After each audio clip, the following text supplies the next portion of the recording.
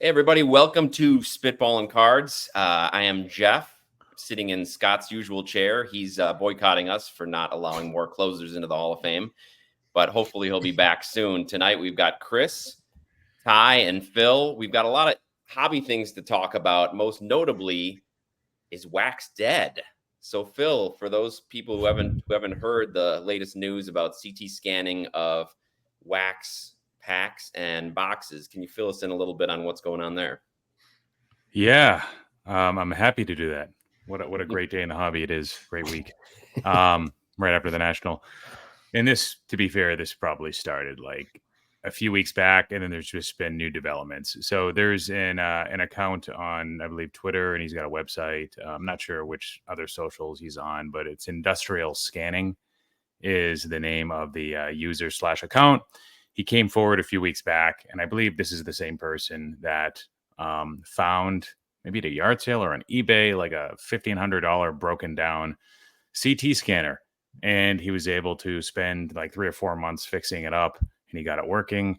And allegedly, this started out to be like part of a passion project. Like, hey, I'm gonna see if I can like scan in some Pokemon packs or whatever and see what's inside. And he was able to kind of determine which ones had foils and which foils those were. So you would be able to tell from like a first edition base set pack if there was a Charizard in there, which is huge.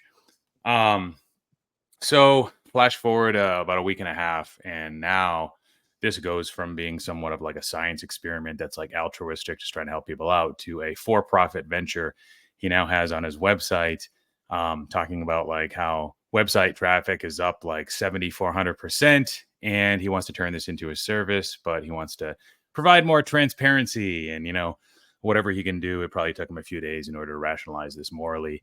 But yeah, he's got some price points already, and he has various videos, and he talks about the process at a very high level of what he does with the CT scanner. And it involves taking a number of two-dimensional pictures of the configuration, box, pack. So it's not just packs. He can do it with boxes too. And this applies to sports cards as well. I think one of the examples might have been a logo band that he showed, and that might have been from a few weeks ago too. But basically, anything in the pack that is maybe it's a thick card or a card that has a textured surface or a foil surface or an autograph or a serial number. So it's quite a few. That covers quite a few different hit cards across both Pokemon, sports cards, and recently Magic that introduced serialized cards recently. So he's got some prices like $65 for packs in bulk. I think for one pack would be 75. I forget the other prices with boxes. It's TBD. He just posted an update yesterday, the 28th, on his website. He's really looking for feedback for how to handle the process. Like, well, I do know some customers might not want this to be like in some sort of a shrink wrap because the customer wants to resell it if it doesn't have anything in it. So how can I provide some system where I can have like, a BBCE equivalent sort of like shrink wrap, like this is authenticated and this has like this card in it. And how can I, how do I handle the other ones? And also he's working on dealing with like how to handle like results and variances. So, and this leads to some of the silver lining that I'll talk about later before we get into all the negatives. But yeah, I mean, like this sucks for people that like to collect sealed wax, for people that have inventories, for people especially that like the high end stuff. And I mean, Pokemon survived like transparency with weighing packs, Yeah. but this takes it to a different level. And this also, I mean, everybody has a scale, right? So if you tell me that pack's loaded and it's not, then I can tell it's not. But this is a system that's going to be taken advantage of. And it's going to get worse before it gets better, probably with more and more competition in the space, maybe taking prices down to where right now, say if it costs like $800 to do this on a hobby box, that doesn't make sense for probably 98% of the hobby boxes out there from an ROI perspective or practicality perspective. Mm-hmm.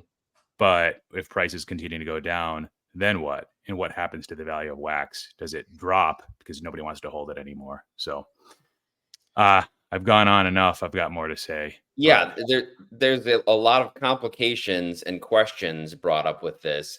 And initially, when it first came out, it sounded like it was just being able to tell the holofoils in Pokemon. But like Phil alluded to, it sounds like virtually any hit is able to be found with these CT scanners. So right now, it's a little bit price prohibitive, but again, the cost will come down like it always does on these things. And pretty soon, is everybody going to have one of these in their home? It just really dilutes the value of sealed wax. What do you think, Teapot?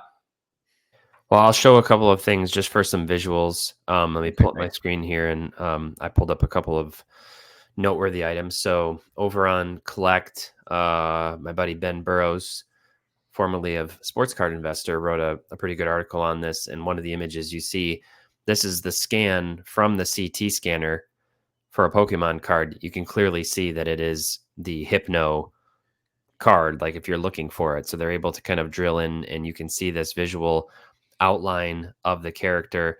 Here's that video that I think you were referencing, Phil, that popped up, and you can see this image, and then it's pretty obvious like what we're looking at, so they can get down to this level. This is messed up.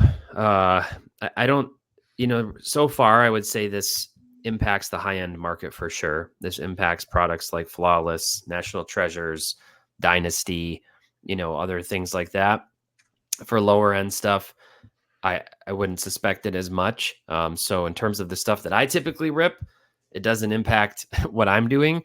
But I will say about a year ago, there was some funny business with Backyard Breaks just hitting an unreal, what I determined to be statistically impossible number of the most notable one-of-ones. Actually, I bet it was about 2 years ago now, maybe closer to 2 years than a year, specifically out of Flawless and a few of the other high-end products, to where they were hitting not just one-of-ones, which you would expect from one of the biggest, if not the biggest breaking accounts, but the one-of-ones over and over and over again in Flawless, as well as in Prism, which is a mass-produced product, mass-produced product.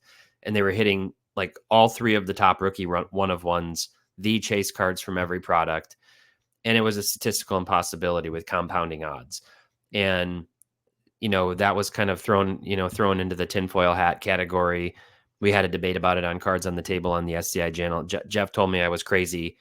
I said, I'm just using numbers. I don't know how they're doing it, and I don't have to know how they're doing it or how or why it's happening, but it's not a statistical possibility. Yeah, maybe they were scanning things. Well, Ty, interesting you bring that up. I know a lot of it was attributed to loaded boxes from the manufacturers, but this is a way that they could do that without even involving the manufacturers. And what I said at the time was that I did not believe for a minute that the manufacturers themselves, that the top of the totem pole, were somehow funneling them those boxes. I don't really think it was Panini product. I didn't really understand what the incentive for Panini would be to do it. They're not the ones who are actively like jumping on the brakes wagon as much as Topps Fanatics is too. I just said it doesn't. Something's funky about this. All it would take in theory is somebody with inside information in the manufacturing plant, with a connection, not necessarily the manufacturer themselves being the brand, the company like Panini, or even the factory, but somebody who's got some kind of ability to throw some kind of an RFID or something else into a box and know exactly where it's going. I don't know. This now that it's come to light seems a lot more probable that you could, know what's going on with a box and be scanning it for, then the LaMelo Ball, Prism Nebula, or the LaMelo Ball Flawless, one-of-one logo man. I don't know. I don't know what they can do to like stop it either. From what I understand, it's not very easy to sort of block the CT scan and do something that would disrupt it. I don't know.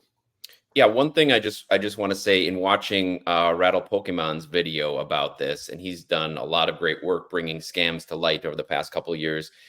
he was implying or stating that this has probably been going on for a long time in certain areas of the market, which could lend some credence to what you're saying, Teapot, but also just making people aware of it now. So making people aware of it, even the people that don't buy high-end products, it's still going to put some skepticism into the market. Like, Chris, I know you don't buy typically high-end wax, but I do know you like to open some older Stadium Club wax and things. Does this give you pause?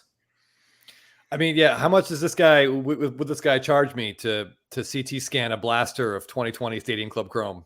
It's probably not a financially viable move for me. Probably not now. Yeah, to put this in movie terms, just hearing the way Phil was describing this, if you guys have seen The Dark Knight Rises, this dude sounds to me like Dr. Pavel, and he's just figured out a way to weaponize this device that was meant to use for good, and now he's using it for evil. It just stinks. Like the stuff like this, I hate it. I hate seeing things like this. Like the hobby manipulation drives me crazy. But yeah, I would assume at this point that any high-end wax is unbuyable, because you just have to assume if someone's willing to sell it to you that they know what's inside there. Yeah. One of the things that a lot of people have said is, well, it's only safe to buy it directly from Fanatics now, which, is that part of the play for them? I don't necessarily think that they have the infrastructure set up to sell all of their new wax through Live App Plus direct, but could they? And what happens to hobby shops then? Does that mean that they could begin to buy them out or take over the hobby shop scene? Maybe that's all part of their master plan or master plan B or whatever. I don't know. If they don't fix the problem with new releases, like exactly what Ty's saying, there's going to be increased skepticism of whether loaded boxes going to targeted influencers is possible. And I actually didn't think that it was, I thought loaded boxes were sort of a conspiracy theory, more of something that was possible. And a lot of that had to do with some of the things Scott brought up, like the logistics of the packing area is separate from everywhere else, right? Where the cards are printed and packed up. But if you can then scan in the items afterwards, then maybe it is possible. Another reason why I didn't think loaded boxes were real is because I didn't really see the upside versus the downside if they got caught in doing so. Right. Like, this is an unregulated market. Like, at least do something right and give everybody a fair chance. But, now that this is around, do I necessarily think that buying from Fanatics is going to give me better odds if I'm just like a peon on their live app? Like, I don't know. Who knows now? I mean, this technology has been around for allegedly like 20 years. So can Fanatics put like some sort of metallic film? And I'm sure Ty's looked into this. Some people on Rattle Pokemon, maybe Neo's video, have suggested this, like some sort of like lead or metallic film in order to block it. I don't know. And then other people have suggested like, well, is this technically fraud? Could you go after Fanatics? I don't think so, especially with the stuff that's already out there in the market. I mean, this is an unregulated market. This is what we get. No regulations. And we're, it's a circus out here, guys. I feel like putting lead in packs of cards that are meant for kids, that might not be a great idea, but we're just spitballing ideas. So that's a first option. That's not terrible. Hey.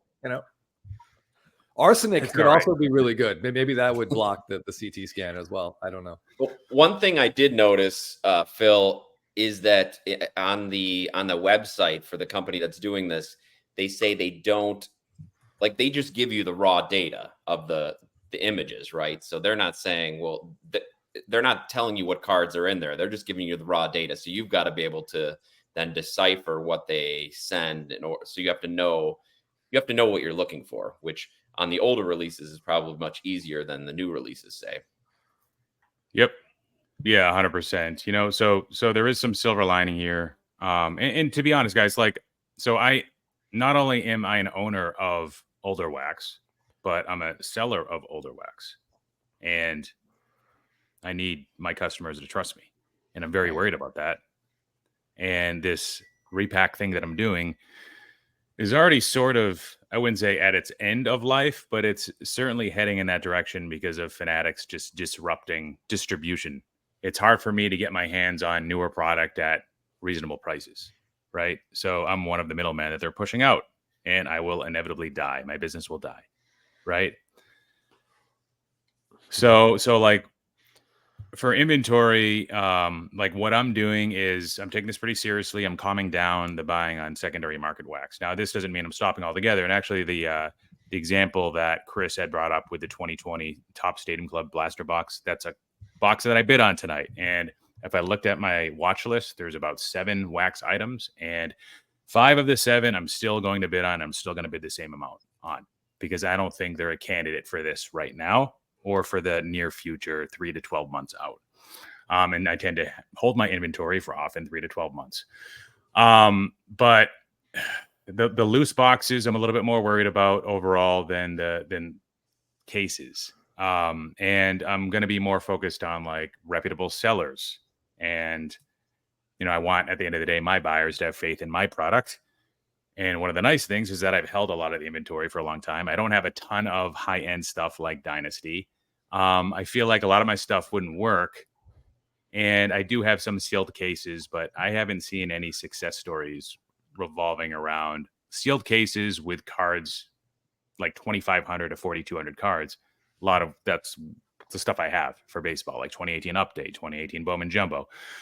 But, right now, one of the reasons why I'm slowing down buying is because I'm worried about potentially like a broad-based decline in sealed product. So never mind like what's inside, if people trust me or not, but if everybody stops buying and is hesitant like I am, then stuff could go down. So I've got an 09 Bowman Draft hobby box, for instance, loose box.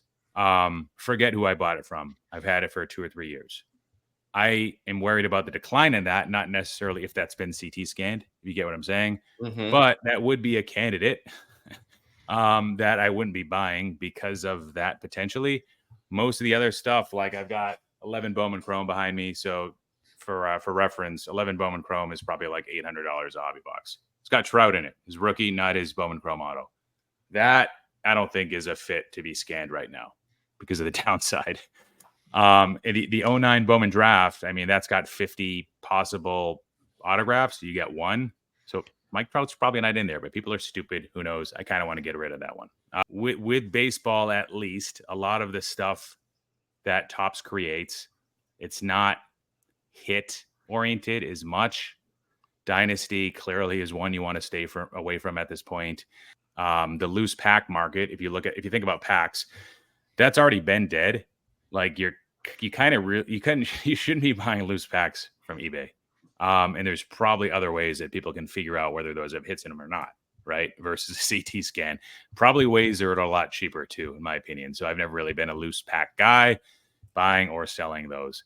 And you can tell, like, even a loose box perspective, there's certain products that already have a discount. So Dynasty, like, look at the price of like 18 Dynasty single boxes versus the sealed case. It's going to be a lot more than 5x to pay for the sealed case because people already kind of know. There's other ways to game this system, even if you can't search it or weigh it. Maybe cases have like one huge hit and that's already been pulled and people will sell the loose boxes, or people just assume that that's the case. So they stay away from the loose ones. So I don't do a whole lot of that anyways, but the cost effectiveness, as we mentioned, like it probably won't be there for most products. $65 a pack with volume. And what's a hobby box going to be? There's no prices. That might be like $500, and even if that goes down a little, like what's a case going to be? Like a 12 box case, is that going to be like $2,000 to do this?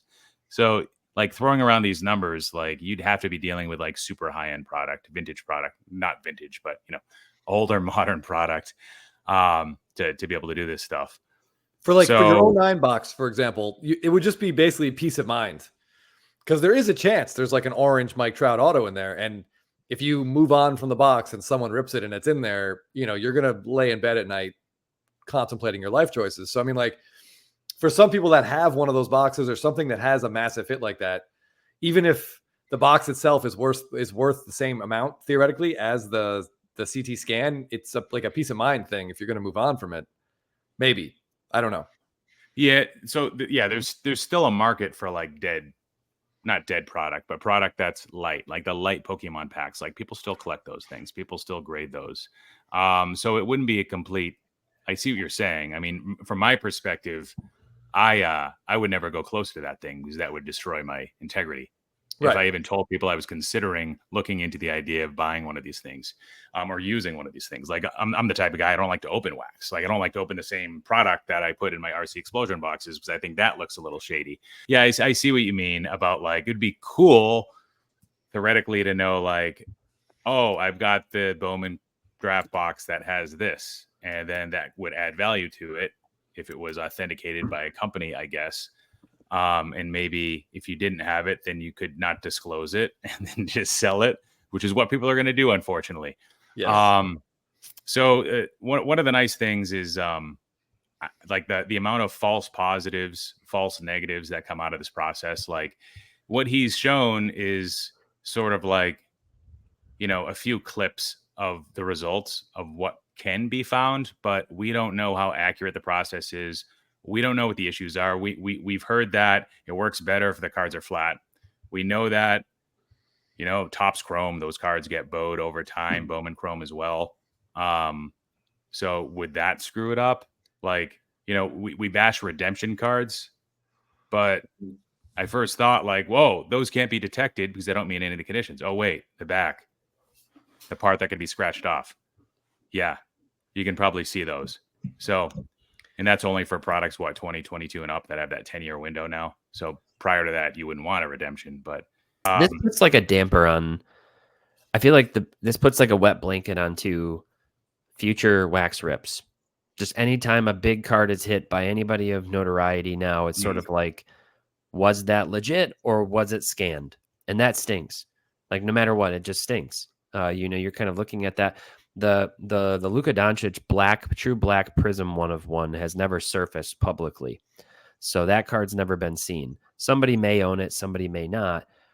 I have strong belief that certain people are sitting on large sums of 2018 sealed prism hobby boxes, because as that card never surfaces, the value drives up even more significantly with the prospect that a 7-figure card is hiding inside of one of those boxes. And now if somebody's got those, would they be running those through? Could you tell? You'd have to see the 1/1, like the script of the 1/1 on the CT scan, because it's not enough to see the silhouette of Luka Doncic. There's tons of those cards. So I don't know if that's a viable play or not. I put into ChatGPT how to basically, is there a way to break a CT scanner with a material? So the kind of funny responses. Ferromagnetic materials containing iron, nickel, cobalt can be problematic. Large, dense pieces of metal can cause the artifacts and the images to potentially damage the scanner's components if not handled properly, which is interesting. Highly dense materials can cause issues. Then we've got explosive or reactive materials. So if the lead doesn't get the kids, let's just put something explosive inside. And finally, radiation sensitive materials, including certain plastics, biological tissues, or electronics can be damaged. So looks like we've got options, boys. Oh man, well, it's all right. And Kids don't collect cards. Yeah, that's right. It's only they can play with fireworks. So just what Fanatics needs, another excuse to bump up prices if they've got to put an extra $30 into the packaging of every box in order to thwart these CT scans. There's so many. It's like when you stack this issue up, which is I think a really big one, especially with his historical sealed product, and then all the other issues that you have with that risk too of things that were resealed, whether they're BBC certified or not. G.I. Joe, whether that was legit or not. Like that's an issue. You've got cards with bricking, where people want to open old product and it's just the cards are just toast because they're melted together. There's a lot of different issues when you stack it up, and this just sort of sits over the top of all of it and puts a dark cloud over any historical sealed product. So do you guys think that how serious do you think this really impacts the long-term prospects of holding sealed product? I just want to say, I think the first card I thought of when I was reading about this is that Steph Curry Superfractor rookie is that's never been found, right? Correct. So I feel like now that we know this, you can't buy any boxes. It's in Topps Chrome, right? Like it's it's in 09? Topps. It's So 09. Topps had Topps Chrome inside of it that year. It was like Okay. the last year they made it, and so Yeah. yes, it would be 08, 09. Okay, so I mean, I would feel like if Or you were 09, yeah, interested 09, sorry. in having some of that, like that's gone. Like you can't buy those boxes anymore, right? Because you know that that's arguably the biggest unfound card. So I'm sure people are looking for that in the creepiest, shadiest ways possible. Yeah.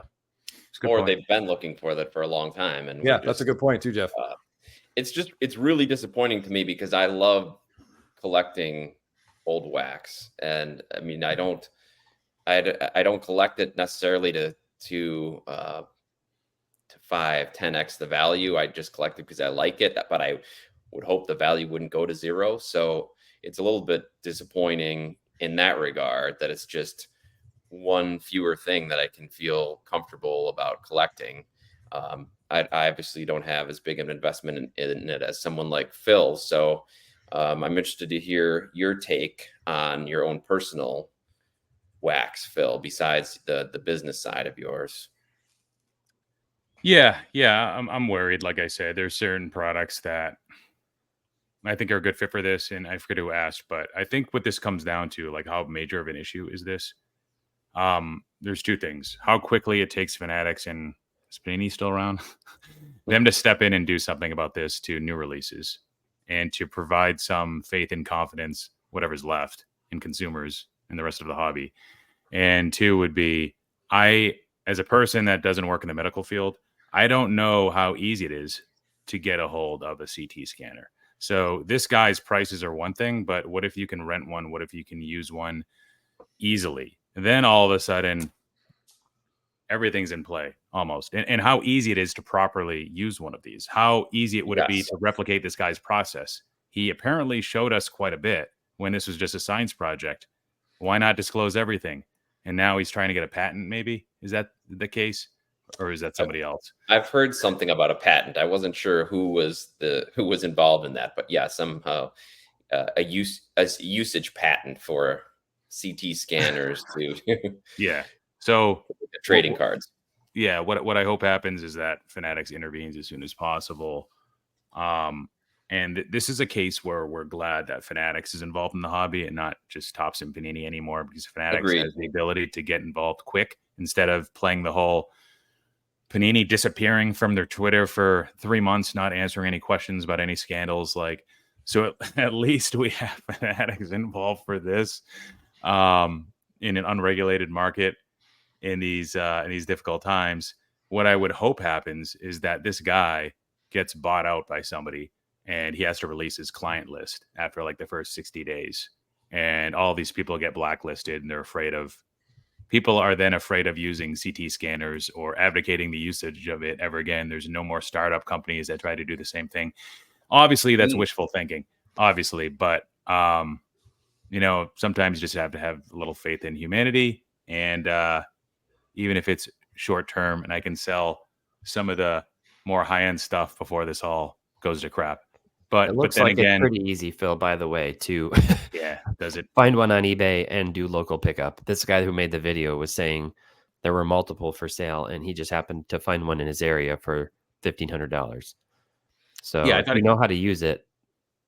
Okay, You're good I to go. thought he was saying that he got one that was like broken that he needed to fix up, and it took him a few, like 4 or 5 months to fix it up. Well, it sounded like it was a lot of calibrating, specific calibrating for the thickness of the cards and things like that. So Okay, it does seem like there probably is a steep learning curve for, you can't just go and pick it up and be scanning your box that night with any success, I don't think. But the more it goes on, or the longer it goes without somebody taking some proactive steps like Fanatics, then the more likely it is that it will get in more people's hands. Yeah. so if you were me and you had a 2018 Bowman Jumbo hobby case, would you just sell it right now, or would you wait, or would you open it, or would you do what Chris would do and buy a CT scanner? Just kidding. And learn how to use it. Yes, and then I got to learn how to use it, and you know I'm not technically savvy, so this would take a while. I don't know. I feel like Phil. you might be the exception to the rule. Like, I think this will come down to like individual relationships and like who Agreed. do you trust and who do you not trust? And I think people trust you. They probably should. But the only question I would have if I were buying that from you is I want to know where you got it from. Exactly. Yeah. Yeah. So I've got to go back and see with the receipts I have and stuff, like some of the stuff like 18 update cases I bought at $600. So obviously that wasn't effing scanned. There's no value in it at the time. And a lot of the stuff I've had for a number of years before this went mainstream, and maybe it hasn't even fully gone mainstream in sports yet, except for, Flawless, National Treasures, and Dynasty. Maybe, maybe wishful thinking. A lot of the stuff I have just isn't a good fit, guys, for this, in my opinion. And a lot of it I've had for a while. A lot of it I have bought from reputable dealers. A lot of it is still in sealed cases or from sealed cases that I've opened. We still, I don't think, have had a success story in what Ty's saying. And I'm sure a week from now we'll start seeing like massive sealed cases. Like, oh, look, we not only can they verify the contents, every single card in every single pack, but we were able to determine centering, right? Because you can kind of measure the centering. So you can almost pre-grade, at least from a centering perspective, these cards in a way that's more accurate than like the grading companies. So you get PSA to box up a unopened case. Yeah, Steve Hart. Maybe Steve Hart with BBC Baseball Card Exchange, the guy that authenticates boxes and stuff in cases and packs, I guess. Maybe that's a play for him to take it to the next level and improve his verification process. But if everybody's doing the same thing, and it really won't matter if Steve buys this guy out or does something similar, because it seems like this guy figured out how to do it in just a number of months. And the learning curve is still unknown if that's like super steep or like, did you work on this every day for 4 or 5 months, or was it just like a few minutes here and there? But that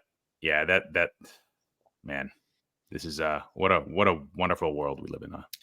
Yeah, this is a rough topic. Sorry to be such a downer. Our next episode is going to be a couple of us went to the National, so we're going to hear some better things about the hobby, I hope.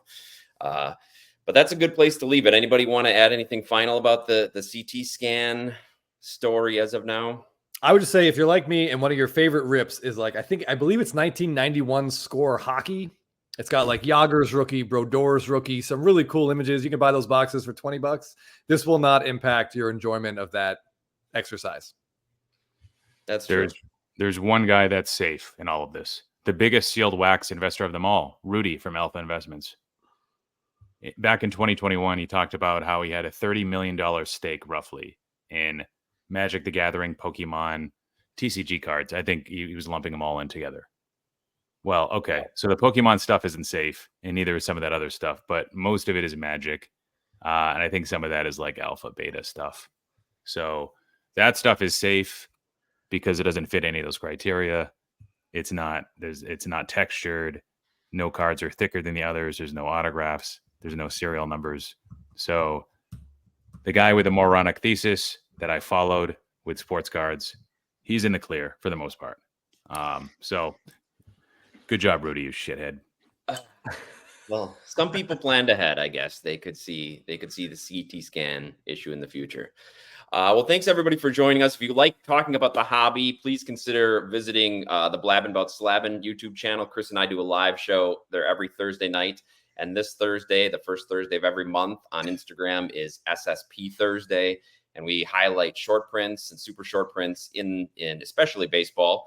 And please tune in. Give us a shot if you like to talk baseball cards. And with that, we'll let you go, and we'll see you next episode for some talk about the National. Thanks everybody for joining.